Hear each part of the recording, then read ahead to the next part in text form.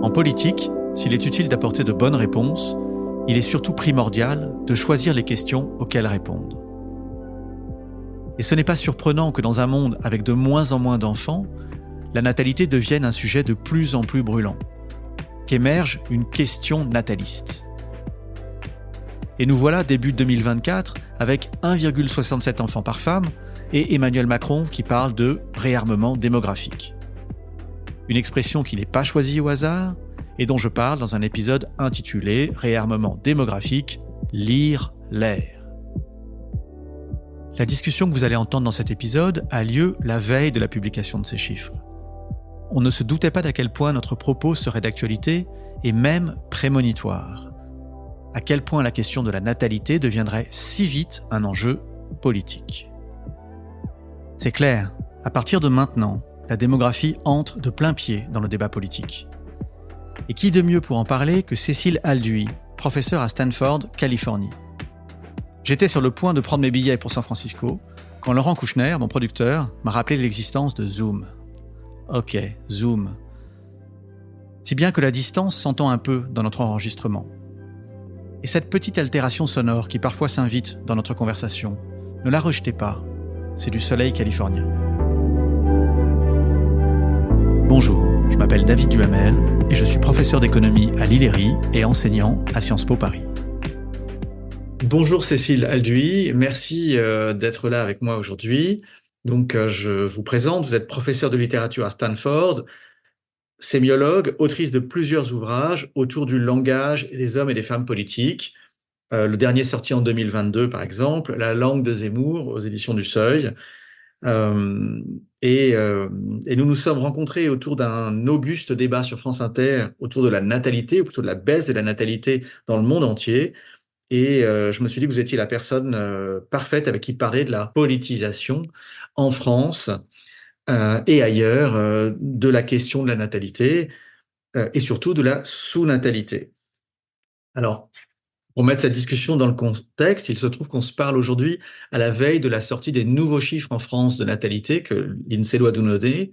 En gros, il est à peu près certain que 2023 a vu une baisse des naissances d'à peu près 7%, ce qui est un rythme beaucoup plus important que les années précédentes. On passerait de 1,8 à 1,7, c'est absolument pas la fin du monde. Et moins 7% par an, c'est un rythme coréen presque, donc c'est un petit peu inquiétant. Je pense qu'on va entendre beaucoup parler de ce chiffre. Et puis la France semble rentrer progressivement dans le rang des pays européens, ne plus avoir cet exceptionnalisme français, la moyenne européenne étant 1,5. Donc je voudrais commencer en vous demandant si on peut enfin admettre que tout ça, c'est bien la faute des femmes. Alors, en général, pour faire des bébés, il faut quand même plus que des femmes, jusqu'à nouvel ordre, même s'il y a pas mal de moyens de faire l'économie d'un homme dans l'équation, mais c'est surtout le résultat de tendances sociétales profondes, comme vous l'avez dit, qui ne sont pas du tout spécifiques à la France, c'est-à-dire que le désir d'enfant vient plus tard, l'accomplissement du désir d'enfant vient plus tard, et les contraintes économiques, sociales et maintenant aussi environnementales pèsent énormément dans le choix ou non de faire des enfants. Donc, il y a bien sûr une dimension du genre, du gender dans cette équation, puisque les femmes ont acquis une autonomie sur leur reproduction, sur leur capacité reproductive, avec à la fois la pilule, le droit à l'avortement, et donc un pouvoir de décision qu'elles n'avaient pas il y a 50 ans. Donc il y a une dimension de gender, mais il y a énormément une dimension de politique publique et d'attente sociale et de contraintes sociales pour avoir des enfants. Là, je pose une question. Alors, donc, la question, c'est vraiment une très bonne question. Cette question, qui est si bonne, paraît-il, j'ai mis 3 minutes à la sortir, si bien que je préfère la refaire à froid. La voilà. Aujourd'hui, presque tous les pays du monde essayent de remonter leur fécondité, et parmi eux, beaucoup de régimes non démocratiques mettent en œuvre des politiques publiques liberticides et ou misogynes. Sans que ça marche d'ailleurs. Je demande donc à Cécile Alduy, peut-on faire une bonne politique publique nataliste sans faire la guerre aux femmes ? Alors, donc, la question, c'est vraiment une très bonne question, et j'en ai discuté avec pas mal de responsables politiques qui aimerait savoir effectivement si on peut faire une politique entre guillemets nataliste qui pousse à la natalité, mais qui ne soit pas une politique de restriction des droits des femmes, notamment l'accès aux soins gynécologiques, à l'avortement, à la pilule et au travail, qui est un facteur d'émancipation et souvent de report des premières naissances dans un couple. Pour reformuler la question et se poser la question plutôt des politiques familiales. Donc l'idée, c'est pas forcément de faire des politiques natalistes qui se concentrent uniquement sur l'utérus des femmes et comment faire en sorte que il n'y ait pas d'entrave à ce qu'ils accomplissent une fonction purement biologique de produire des enfants, mais plutôt une politique familiale, par exemple, qui se pose la question du congé parental et non pas de congé maternité, qui étend donc des droits aussi aux conjoints ou aux compagnons, aux pères, pour qu'ils puissent accompagner la naissance des enfants. C'est vraiment, vraiment très clair, en fait, les chiffres. Dans les pays où il y a autant de congés parentaux pour les hommes et pour les femmes, le désir d'enfant n'est pas entravé de la même façon et pour les mêmes raisons que lorsque l'arrivée d'un enfant pèse uniquement sur les épaules des femmes, notamment dans les sociétés où les femmes travaillent beaucoup, comme en France. Il y a un taux d'activité très important en France. De ce part, la question qu'on se pose aussi, c'est une politique nataliste, mais pour qui? Pour quelle femme? Et c'est là que intervient la dimension politique. Et donc, ce que vous avez souligné, c'est que même des régimes autoritaires se penchent sur l'idée, comme la Chine se penche sur l'idée d'accroître la natalité dans leur pays. C'est-à-dire que pas souvent, il y a une sorte de sous-texte implicite qui est qu'on veut accroître la natalité des natifs du pays. C'est-à-dire qu'en Europe, on n'essaie pas, dans les pays européens qui se posent la question, sauf peut-être en Allemagne, on ne se pose pas la question, est-ce qu'on va accroître la natalité des femmes immigrées ou étrangères qui sont sur le territoire? Ces politiques, elles sont toujours pratiquement portées par des courants politiques qui veulent uniquement renforcer, je vais dire entre guillemets, la souche nationale. Donc en France, les femmes françaises. Et donc, toutes les politiques, et c'est là qu'on revient à la question initiale, est-ce qu'on peut avoir en gros une politique nataliste progressiste, voire féministe? Et bien, c'est pas évident parce qu'il faudrait d'abord s'interroger de quelle femme on parle. Face à une fécondité en baisse, la solution semble à la fois plus d'égalité homme-femme et plus d'immigration. Or, politiquement, c'est bien l'extrême droite qui s'inquiète le plus de la natalité et pousse deux idées contraires. Première idée, on ne veut plus d'étrangers chez nous. Deuxième idée, assez avec les féministes et le wokisme. Une vraie femme, c'est une mère. Il me semble que vous avez pas mal écrit sur la résurgence de ce discours et sa montée en puissance. Tout à fait. Alors, ça ne se restreint pas en France à l'extrême droite, puisque le Parti des Républicains a fait des propositions vraiment identiques à celles du Rassemblement national sur la restriction des allocations familiales aux familles françaises et avec cet argumentaire explicite dans les propositions de loi qui d'augmenter la natalité française. Sous-entendu vraiment d'ascendance franco-française. En fait, derrière ça, c'est jamais un but économique qui est visé, mais vraiment un but qu'on pourrait dire d'ordre socio-politique et d'ordre ethnique. Là, on parle en fait d'une vision biologique de la nation où il faut produire des petits Français où la francité coule dans les veines, coule dans l'ADN et où des immigrés, par nature, par définition biologique de leur identité dans cette vision, ne peuvent pas intégrer le corps politique, ne peuvent pas intégrer la population nationale et sont pour toujours étrangers. C'est ça, oui. Alors, ça me fait penser à deux choses. D'abord, c'est très réminiscent des déclarations des grands dictateurs de la Seconde Guerre mondiale. Hitler, Mussolini, Staline, on en a à l'appel des des citations comme ça. Mais ça me fait penser aussi à ce que vient de dire Trump récemment dans un discours, hein, en disant les immigrés viennent empoisonner le sang américain. Il y a quelque chose. C'est pas français en fait, c'est même pas européen. Ah non, pas du tout. Alors ça, c'est une rhétorique xénophobe qui est transnationale.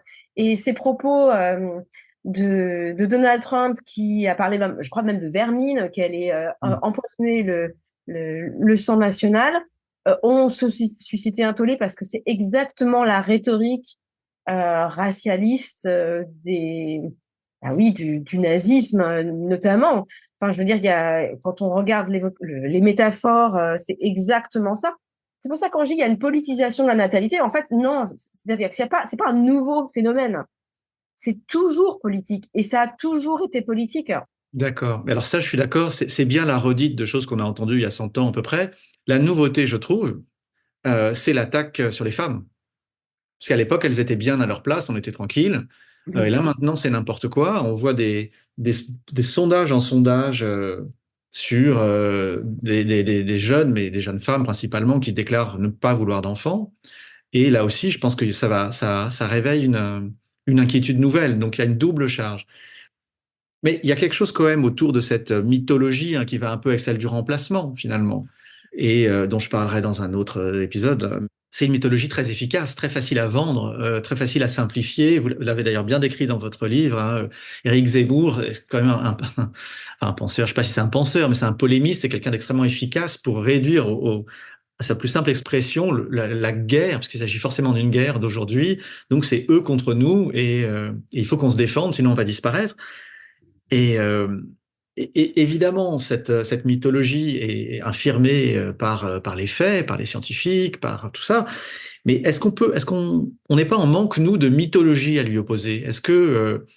Alors est-ce que je veux dire la gauche, ou en tous les cas, les progressistes sont pas en panne de mythologie? Je pense que ils passent leur temps à soit contrer les coups, soit répondre, plutôt que de proposer leur propre récit, leur propre discours.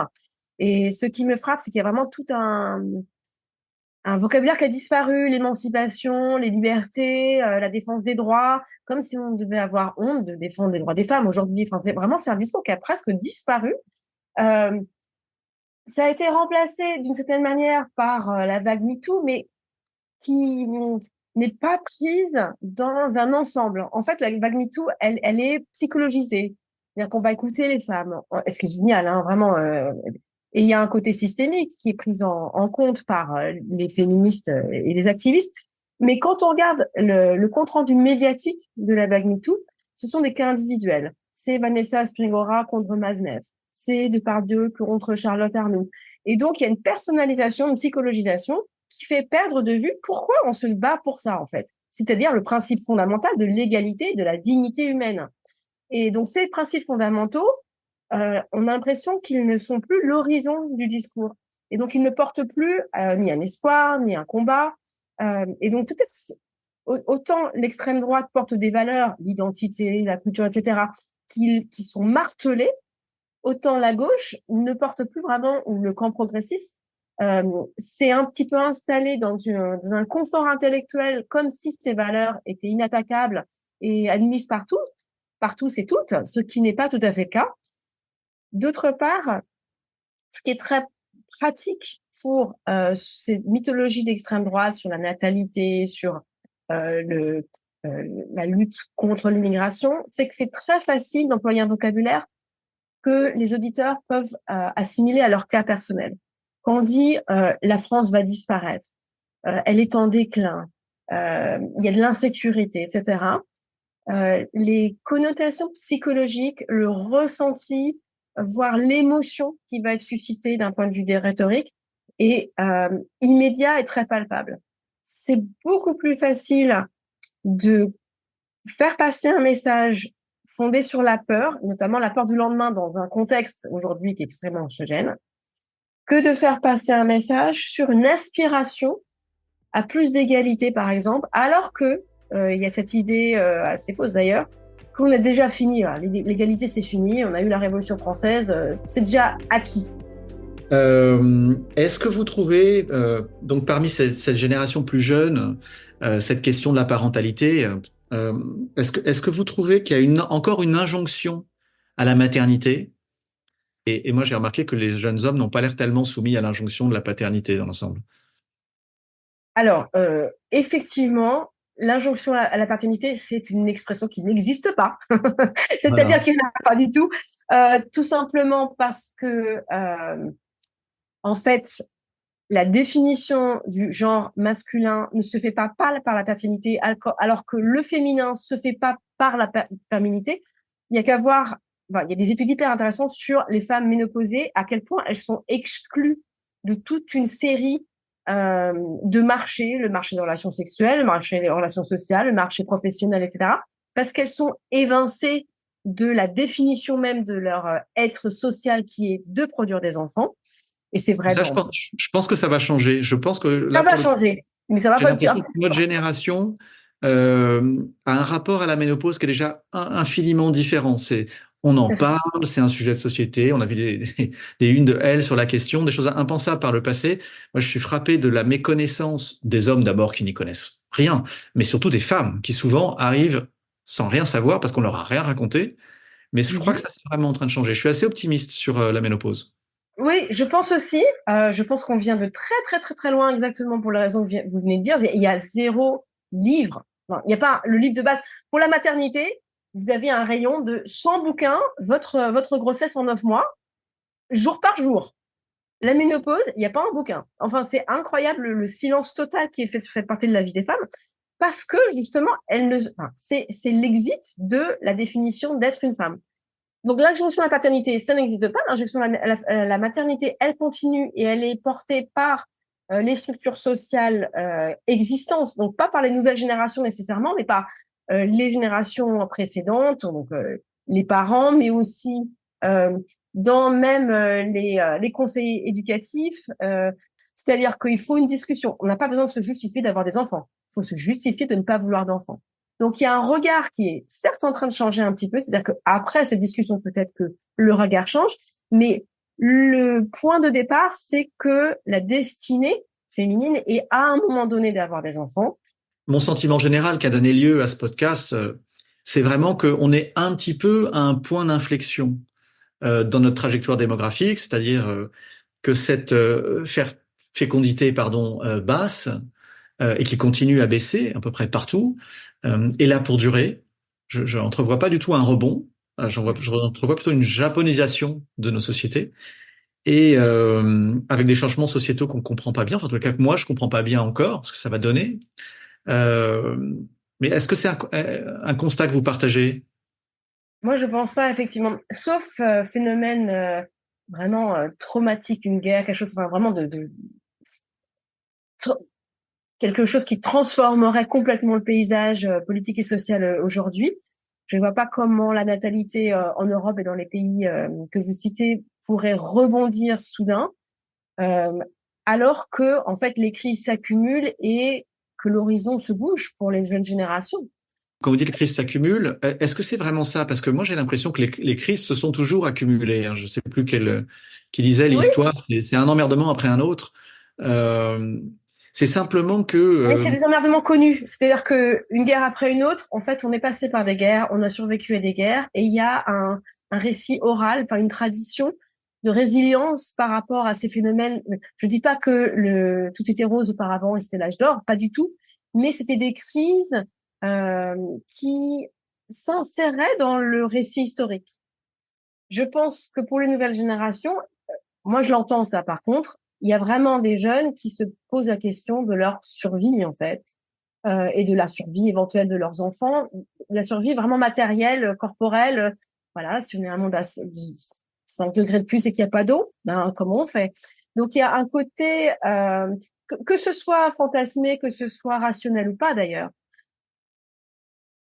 il est plus difficile de se projeter dans 50 ans aujourd'hui, peut-être que il y a 100 ans où on pouvait bien sûr voir que les nuages s'amoncelaient, mais c'était des nuages dans la continuité de ce qu'on connaissait en termes de crise. Il n'y avait pas un saut anthropologique où soudain, c'est les conditions de vie sur Terre qui sont mises en question.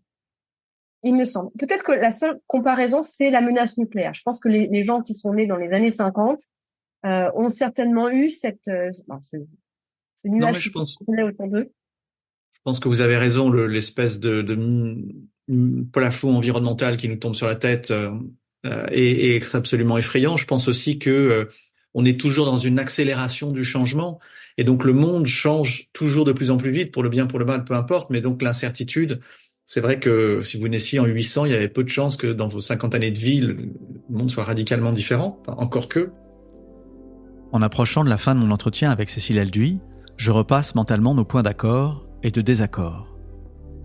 Tous les deux, nous pensons que la question de la natalité est politisée à nouveau comme elle l'était dans les années 30. Nous sommes d'accord pour déplorer l'absence d'une mythologie progressiste et pour constater un retour de bâton après MeToo, alors même que l'objectif d'égalité entre hommes et femmes est loin d'être atteint. D'accord encore pour remarquer que l'injonction à avoir des enfants ne repose que sur les femmes et que celles-ci, aux yeux de la société, cessent presque d'être des femmes à la ménopause.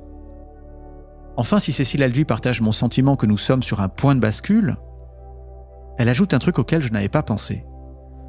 Que l'incertitude d'aujourd'hui est d'une nature différente de celle d'hier. Nous avions peur de ce que nous connaissions, nous avons maintenant peur de l'inconnu. Quant à la liste de nos désaccords, il n'y en a pas vraiment. Cécile Alduy, merci beaucoup pour cette discussion, et je pense que ce sera éclairant pour les nombreux auditeurs de ce podcast. Les liens de tous vos ouvrages sont en bio, et on reste en contact pour la suite, j'espère. Encore une fois, merci beaucoup. Merci à vous, c'était un plaisir. C'est la fin de cet épisode consacré à la politisation de la démographie et aux éléments de langage propres à ce détournement. Suivez-moi dans cette histoire d'un monde sans enfants, abonnez-vous, likez, partagez, mettez des étoiles, c'est toujours super, et on se retrouve dans le prochain épisode. Et puis comme d'habitude, si ça vous a pas plu, partagez-le quand même, mais avec des gens que vous n'aimez pas.